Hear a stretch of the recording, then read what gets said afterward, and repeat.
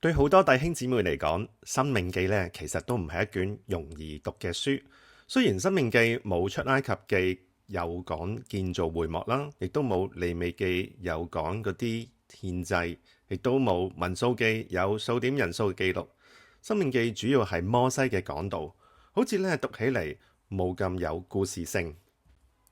不過，《申命記》雖然故事性唔強，但呢卷書呢，卻喺舊約裏邊呢佔有好重要嘅位置，因為呢卷書呢幫助我哋明白之後以色列嘅歷史，從約書亞記、士師記、撒母耳記上下到列王紀上下，其實都係回答一個問題：以色列人既然係神嘅選民，點解最後會亡國被擄嘅？申命記俾我哋嘅答案就係，因為以色列人離開耶和華，沒有遵守神藉摩西所吩咐嘅約，所以讀申命記呢就好似一條鎖匙咁樣啦，幫助我哋明白以色列後來嘅歷史，亦都提醒我哋同神立約之後係咪呢真心從心裏邊去愛神，去聽從神，去跟從神。而家我哋就嚟睇申命記啦。申命記係承接民數記嘅內容，因為喺米利巴水事件，摩西不信以及呢冇尊神為聖，所以神就唔容許佢入迦南。因此，申命記呢就係摩西人生俾以色列人最後嘅吩咐啦。申命記嘅中文名稱呢係嚟自七十士譯本嘅。原意呢就係第二個律法啦，或者重述律法，意思就係摩西呢再次向以色列人講明神嘅誡命。而申命記喺希伯來文嘅名稱呢，就係摩西所說嘅話。但申命記呢唔只係摩西臨終前嘅最後吩咐啊，亦都係一卷記錄神同以色列人盟約更新嘅書卷。神曾經喺西奈山同以色列人立約，使佢哋咧成為神嘅子民。而家40年過去啦，新一代嘅以色列人站喺摩押平原，準備進入迦南。神就藉着摩西再次同佢哋重申呢個約，提醒佢哋係屬神嘅子民。咁進入應許之地之後，要按住呢個約嚟到生活。申命記嘅大綱係好清楚嘅，主要由摩西3篇講道組成。第一篇呢，就係第1到第4章啦，主要係摩西回顧以色列人40年漂流嘅歷史。第二篇講道呢，就係第5到26章，呢個係申命記最重要嘅部分。摩西啦喺度再次向新一代嘅以色列人解釋律法，並教導佢哋點樣將律法實踐喺迦南地嘅生活裏邊。第3篇講道就係27到34章，係摩西對以色列人最後嘅吩咐，當中包括祝福同埋咒詛、將來嘅預言，以及摩西人生最後階段嘅記載。而家就我哋嚟睇申命記嘅第1章。申命記1章第1到第2節咁講，從何烈山經過西珥山到加底斯巴尼亞有11天嘅路程。喺民數記我哋都提過，以色列人入迦南嘅路程呢，其實唔長噶，但點解以色列人要喺曠野漂流咗40年？答案就係以色列人不信。但申命記呢，重提12個探子事件嘅時候呢，補充咗一個細節啊。原來派探子呢係以色列人自己提出嚟噶，但係呢12個探子裏邊有10個翻嚟呢係報惡嘅信息，結果百姓就聽咗呢啲呢懼怕嘅聲音，卻唔聽呢迦勒同約書亞憑信心講嘅說話，最後整個世代都唔能夠入迦南，只有迦勒同約書亞先至能夠進入應許之地。摩西就重述呢段歷史啦，要提醒新一代唔好重蹈上一代嘅覆轍啦。第2章就講到以色列人喺曠野漂流日子已經過去啦，佢哋而家準備進入迦南地。但進入迦南之前啊，佢哋咧會經過一啲地方，有啲地方神吩咐以色列人係唔可以攻打，包括以東、摩押同埋亞捫，因為呢啲民族咧都係同以色列人有血緣關係，咁佢哋嘅土地咧都係神所賜俾佢哋嘅，以色列人唔能夠攻打佢哋。咁樣最後佢哋攻打咩地方呢？就係亞摩利王西宏、巴珊王噩啦。以色列人喺進入迦南之前啊，就先攻取呢啲地方啦，神就令到佢哋得勝。後來呢啲約旦河東嘅土地咧，就分俾以色列12支派裏邊嘅2個半支派，包括迦得支派、流便支派以及瑪拿西半支派啦。到咗第3章，摩西提到自己唔能夠進入迦南呢件事啊。摩西因為忍受唔到以色列人嘅埋怨，一時就發怒，冇按神嘅吩咐出水，而係擊打咗磐石2次。結果咧，神唔容許佢入迦南地。到咗臨近進入迦南嘅時候，摩西咧仍然向神懇求啊，容許佢可以進入。喺申命記3章26節，神咁樣去回覆摩西嘅要求嘅，就係罷了，你不要向我再提呢件事。換句話講，呢件事咧已經唔能夠改變噶啦。摩西係唔能夠進入迦南。摩西咧過去好多禱告咧，神都應允同埋垂聽，但唯獨呢件事咧，神係冇答應佢。其實我哋嘅禱告都係一樣，好多時神會應允我哋嘅祈禱啦，但有啲時候神係唔會答應嘅。即使我哋點樣懇求都好，神都會同我哋去說不。咁樣，當神唔答應我哋嘅祈禱嘅時候，一個成熟基督徒應該點樣回應呢？我哋要學習摩西。當然，祈求嘅事冇得到應允呢，我哋會失望啦，我哋會難過啦。但記得神唔答應我哋嘅禱告，唔代表神唔愛我哋啊！就好似神雖然呢拒絕摩西進入迦南咁樣，但神依然愛摩西，亦都讓佢可以上山觀看整個應許之地。所以當神唔答應我哋嘅祈禱嘅時候，我哋仍然要學習去相信佢，去依靠佢，繼續去信服佢。而家我嚟睇《申命記》嘅第2個段落啦，呢個亦都係《申命記》最重要嘅部分，就係摩西咧重新去講述律法。一開始摩西先重述十誡，因為咧十誡係整個律法嘅基礎。《申命記》所記載嘅十誡咧，同出埃及記所記載嘅十誡係有啲唔同嘅地方。喺度咧，我特別想講第4誡啊，關於守安息日嘅誡命。喺出埃及記裏邊咧，守安息日嘅原因係因為咧神喺6日創造咗天地萬物，第7日就安息啦。所以以色列人要紀念神嘅創造，亦都要守安息日。但到咗申命記咧，守安息日嘅原因就多咗一個角度。申命記特別強調以色列人出埃及嘅歷史，神拯救佢哋脫離埃及為奴之地。喺埃及做奴隸嘅時候，佢哋冇權利去休息。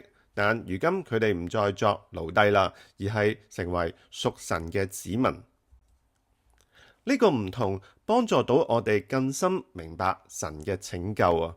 出埃及記從創造角度去解釋安息日，申命記咧即係從救贖角度去解釋安息日。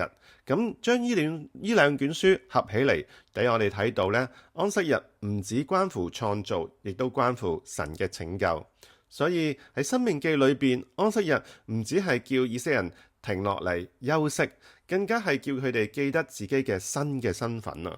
佢哋已經唔再屬於埃及啦，而係屬於拯救佢哋嘅神。從呢個角度嚟睇呢，出埃及亦都帶有新創造嘅意味啦。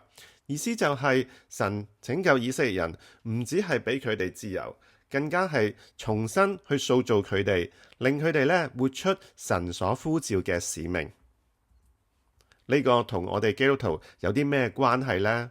有一句經文咧，大家係好熟悉噶，就係若有人在基督裏，他就是新造的人，舊事已過，都變成新的了。好多時候，我哋都會用呢節經文去鼓勵一啲初信嘅朋友或者受浸嘅弟兄姊妹，講啊，你而家有一個新嘅開始啦。咁呢個嘅解釋呢，當然冇錯啦。但呢節經文仲有一個更深嘅意義啊，就係新嘅創造啦。神喺基督裏邊拯救我哋，唔止係俾我哋一個新嘅開始啊，而係要恢復呢佢俾我哋嘅身份啦、使命同埋方向，令我哋重新活出佢創造我哋嘅目的。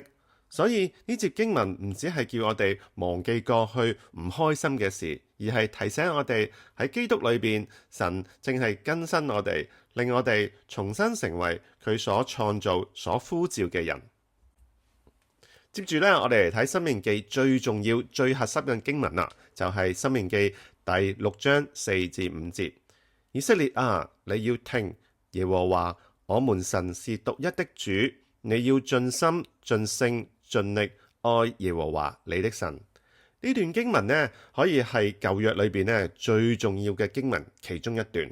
對猶太人嚟講呢，呢個係佢哋信仰極為重要嘅一句，稱為 Shema。Shema 呢個字呢，意思就係聽，因為呢段經文一開始就話以色列啊，你要聽。Shema 有兩件事呢，我哋要留意㗎。第一就係聽，當時以色列人主要係透過聽呢去領受神嘅話，所以聽對佢嚟講係非常之重要。第二就係愛啦，聽咗之後佢哋要有一個回應，而呢個回應就係愛。所以聽同埋愛呢，係整個律法裏邊非常重要嘅核心。咁點解摩西反覆去提醒以色列人要聽呢？原因好簡單啦，因為上一代嘅以色列人冇聽嘛。神明明吩咐佢哋咧進入迦南地，但係咧佢哋就冇聽，反而選擇埋怨，結果就喺曠野漂流40年，唔能夠入到迦南。所以摩西提醒新一代嘅以色列人唔好再走上一代人嘅舊路啦，要留心聽從神嘅吩咐。但聽完之後，以色列人要有回應嘅喎，呢個回應就係愛啦。以色列人點樣去愛神呢？就係要透過遵行神嘅吩咐。喺度呢，我哋要明白以色列人同神之間嘅立約關係。神呢唔係要求佢哋去守律法，然後先愛佢哋、拯救佢哋，唔係咁樣，而係神先拯救佢哋離開埃及，先愛佢哋，先同佢哋立約，使佢哋成為屬神嘅子民。因此，以色列人遵行神嘅話呢，唔係為咗賺取神嘅愛啊，而係作為神嘅子民對神恩典同埋慈愛嘅回應。所以申命記所講嘅聽同埋愛呢，唔係一啲抽象嘅宗教情感，而喺盟約關係裏邊以信服嚟到回應神。耶穌呢都曾經引用過 Shema 去指出律法裏邊最大嘅誡命就係你要盡心、盡性、盡意愛主你的神。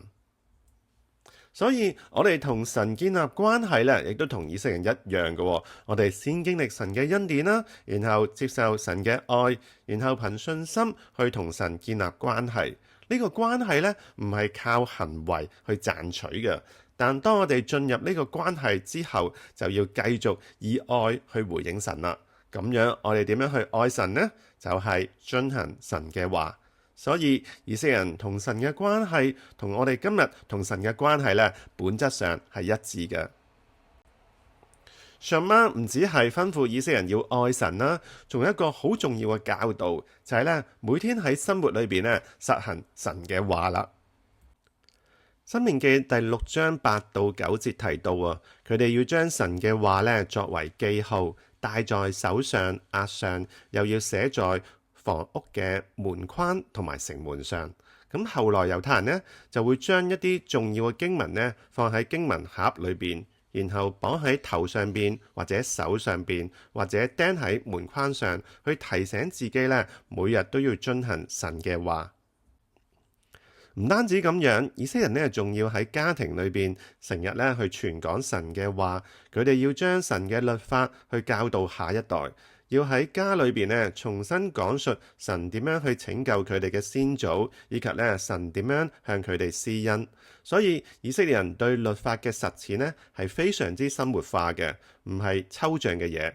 律法咧唔係只係祭司喺宗教場合先至拎出嚟講嘅，而喺日常生活裏邊咧被紀念啦、被實踐同埋被應用啊。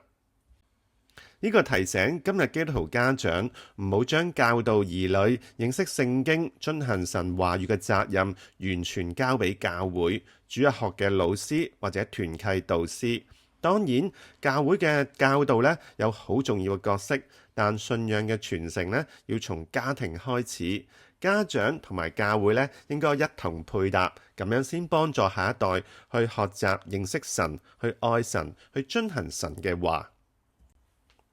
第7章咧就提到，當以色列人進入迦南之後，面對當地民族咧要注意幾件事。第一就係唔可以同佢哋立約啦。第二就唔可以同佢哋通婚。第三唔可以敬拜佢哋嘅偶像，而係要拆毀佢哋嘅祭壇。以色列咧係屬神嘅子民，佢哋要遵守神嘅話，唔可以跟從迦南民族嘅生活方式。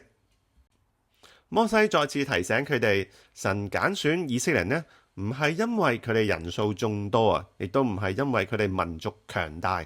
事實上，神揀選佢哋嘅時候呢，佢哋人數並唔多噶。咁樣，神點解揀選佢哋呢？答案就係因為神愛佢哋啦。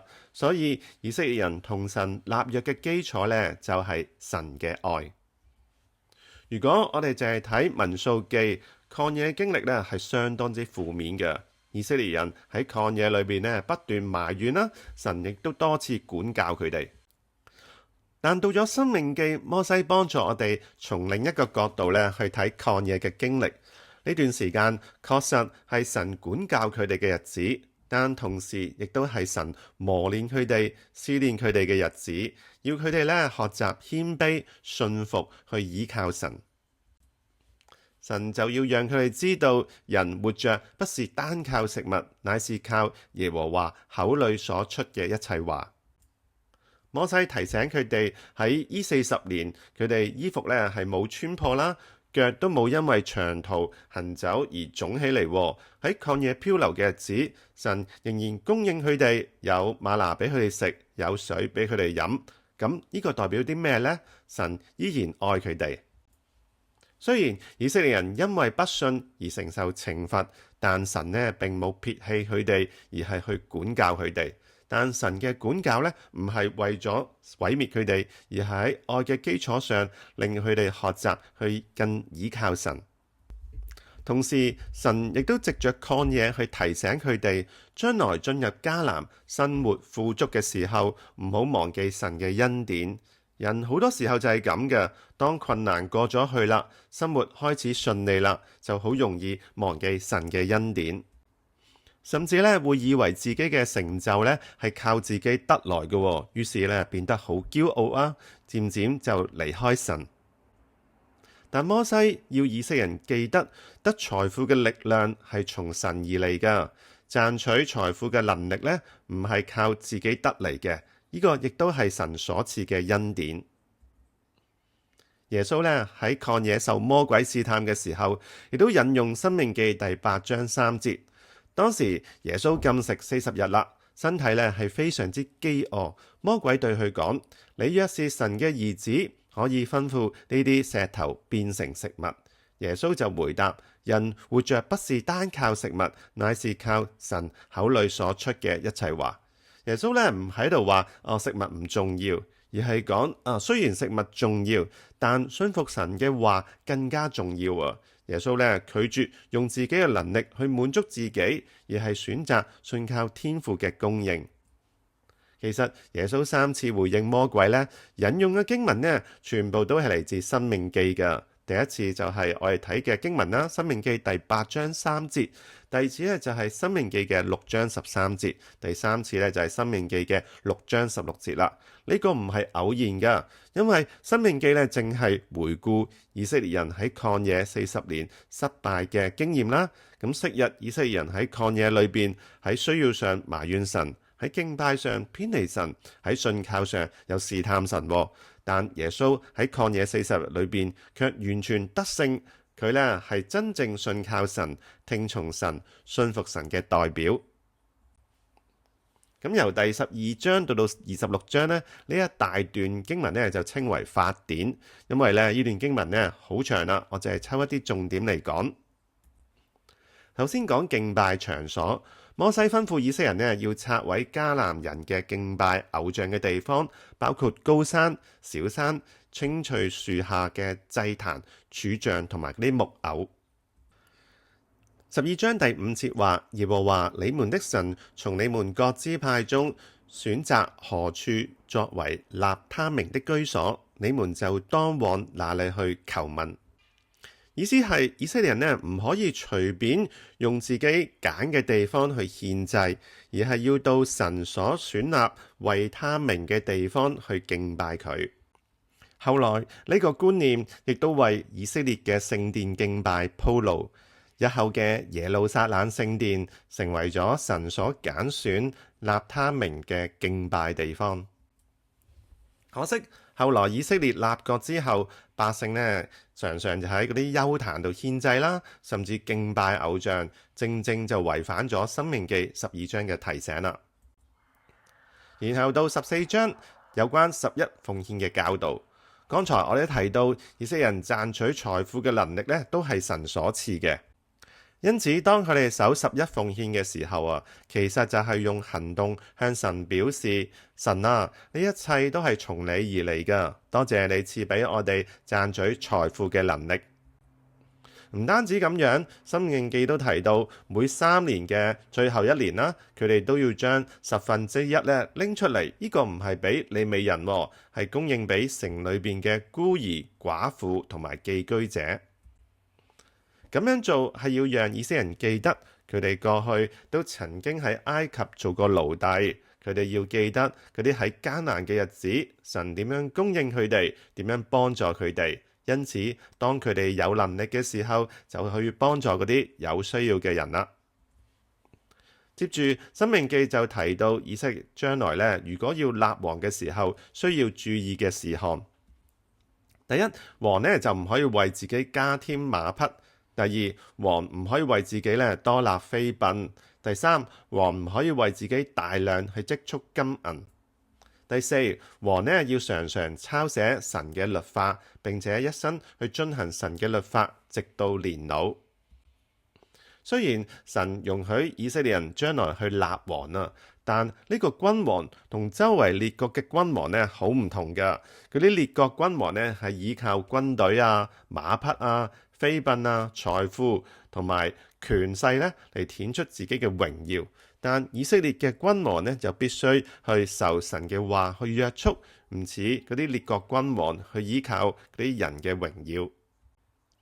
呢段關於咧君王嘅經文，唔止係提醒以色列將來咧嘅君王要點樣生活，亦都讓我哋睇見一個真正合神心意嘅王呢應該係點樣嘅。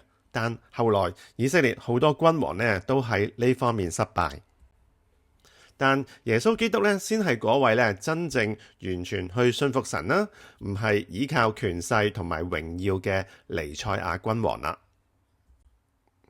申命記18章呢主要講神嘅子民唔可以用迦南嘅方式去尋求神，例如嗰啲占卜啊、觀兆啊、交鬼等等。以色列呢要聽從先知嘅教導。因此，神應許將來咧，要從以色列人中間興起一位好似摩西嘅先知。摩西曾經代表神向百姓說話，咁呢位先知咧，亦都會領受神嘅話，並將神嘅吩咐傳俾百姓。百姓係要聽從他。到咗新約，我哋知道咧，呢位好似摩西嘅先知咧，就係耶穌基督啦。喺約翰福音裏邊，腓力去揾拿但業嘅時候咁講，摩西喺律法書上所寫嘅，同埋眾先知所記嘅嗰一位，我哋遇見咗啦。腓力引用嘅經文呢，就係申命記18章18節呢個預言啦。耶穌唔單止呢似摩西代表神說話，耶穌更加係神啦，佢係完全嘅啟示。因此今日呢，我哋最終要聽從嘅就係耶穌基督。申命記24章再次提醒以色列人，入到迦南地之後，唔可以欺負嗰啲窮人同埋寄居者。如果有窮人為佢哋工作，記得要按時將工資分發，唔可以克扣人工。如果係田主嘅，喺收割嘅時候呢，忘記一捆莊稼喺田裏邊呢，就千祈唔好翻去攞喎。嗰啲呢，要留俾當地嘅孤兒寡婦同埋寄居者。點解要咁做呢？原因就係以色列人呢曾經喺埃及做過奴隸啦。神要佢哋記得自己喺埃及受過嘅苦，亦都記得呢神點樣去拯救佢哋。所以當以色列人進入迦南地嘅時候，佢哋呢就要照顧當中嘅弱勢社群。接住我哋就嚟睇《申命記》嘅第3個階段啦。呢一段呢就主要講以色列將來會發生嘅事，包括祝福同埋咒詛嘅說話。咁乜嘢係祝福同咒詛呢？喺《申命記》27章，摩西吩咐12支派呢分開兩邊，6個支派站喺呢基利心山，另外6個支派呢就站喺以巴路山。其中呢6個支派去宣告咒詛嘅話，另外6個支派去宣告祝福嘅話。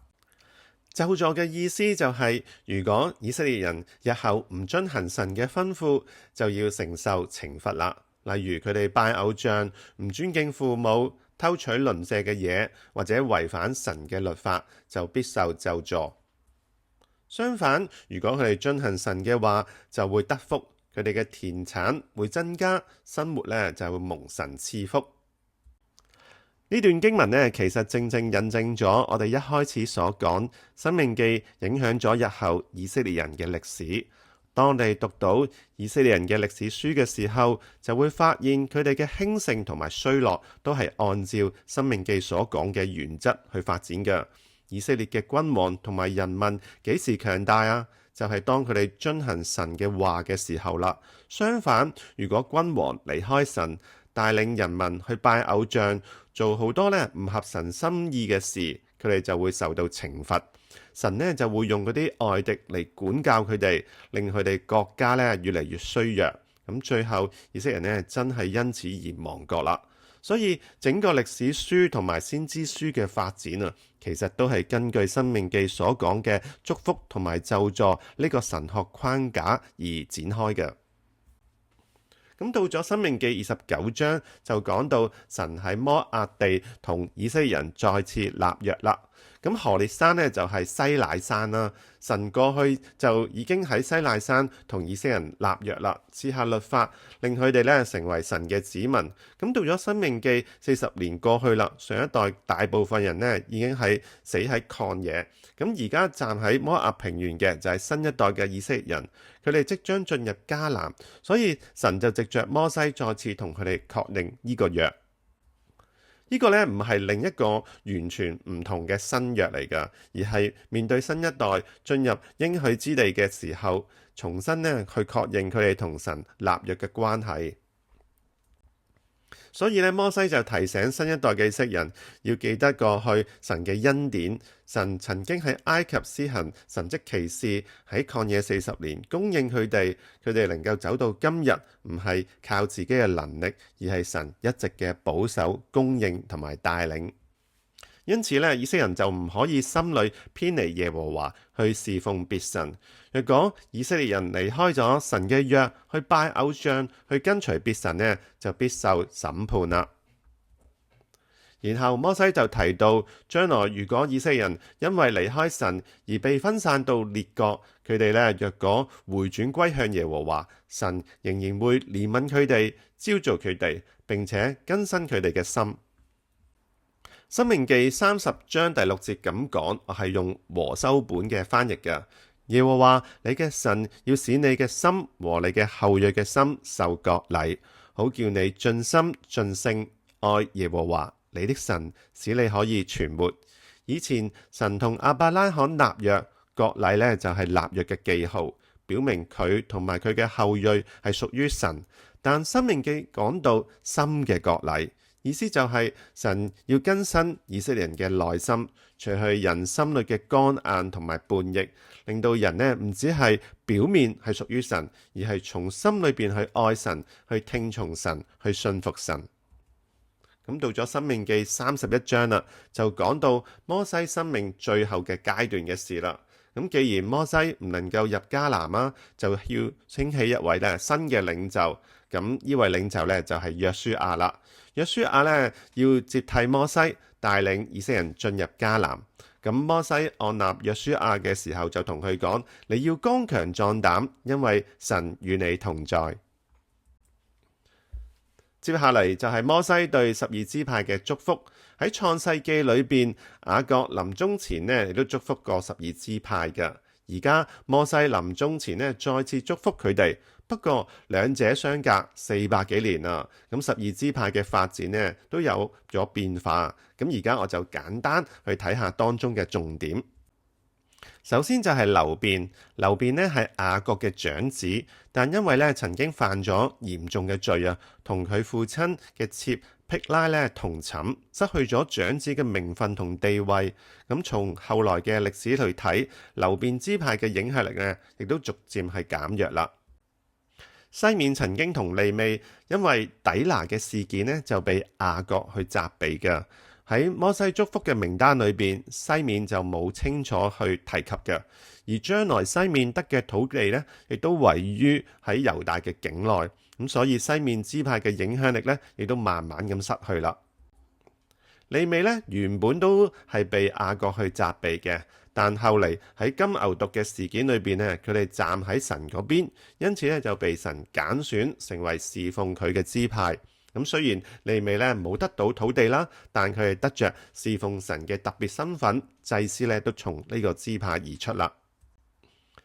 猶大咧係一個蒙神大大祝福嘅支派啊，後來成為以色列裏邊咧最具領導地位嘅支派。大衛王咧都出自猶大噶，咁最終彌賽亞耶穌基督咧都從大衛而出。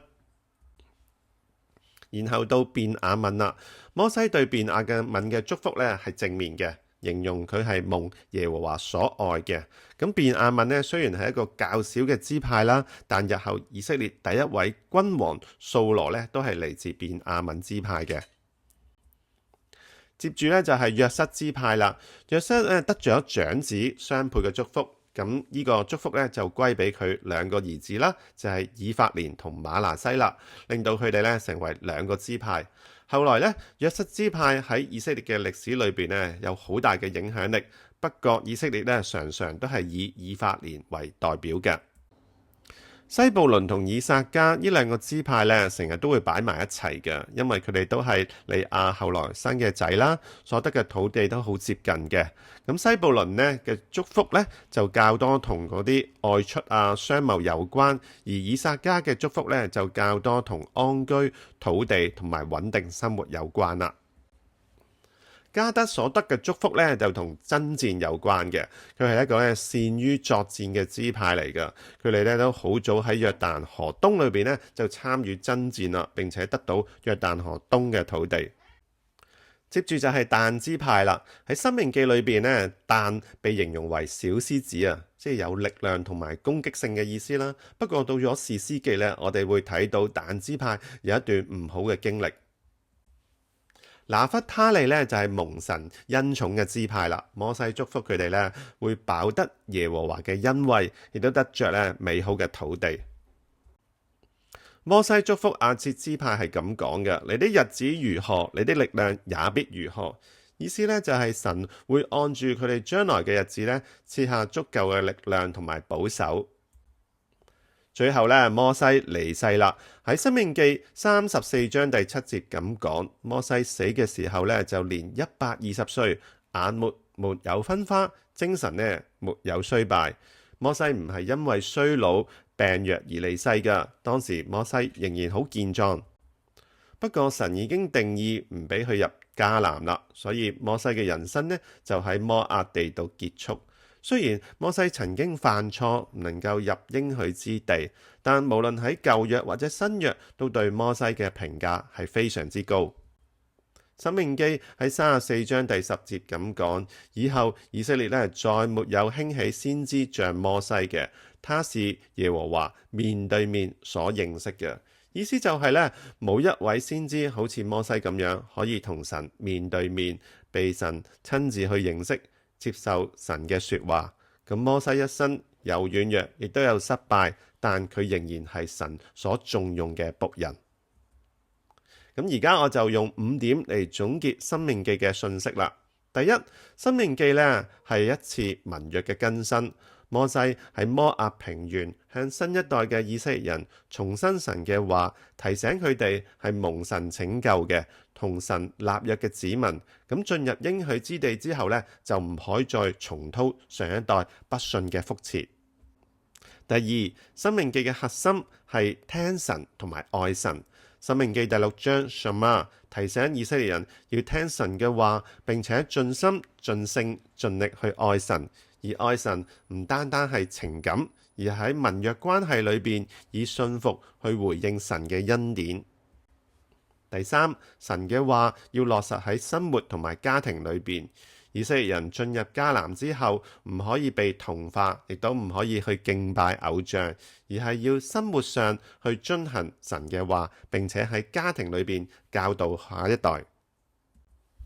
第四，《申命記》幫助我哋明白以色列後來嘅歷史。《申命記》講到祝福同埋咒詛，以色列人若果聽從神嘅話就蒙福，若果離棄神就要受管教。咁後來以色列嘅興衰、亡國同埋被擄呢，都可以從呢個盟約嘅框架裏邊去理解。第五，《申命記》最終呢指向耶穌基督。以色列喺曠野失敗，但耶穌呢就喺曠野得勝。以色列好多君王呢都軟弱，但耶穌呢就係真正合神心意嘅彌賽亞君王。神應許像摩西嘅先知呢，亦都最終喺耶穌基督裏邊呢完全成就啦。申命記嚟到最後啦，咁摩西五經呢亦都喺度結束。從創世記到申命記，我哋睇見神點樣去揀選、拯救、立約，去帶領以色列人，直到咧佢哋嚟到應許之地嘅門口。摩西咧雖然唔能夠進入迦南，但神興起咧約書亞接續帶領佢嘅百姓。咁下一堂我哋就會進入約書亞記，一齊去睇神點樣去成就佢嘅應許。如果你都覺得呢條片對你有幫助嘅話，歡迎按讚、分享或者訂閱頻道，之後一齊繼續查考神嘅話。多謝你嘅收看，我哋下條片再見，願主賜福大家。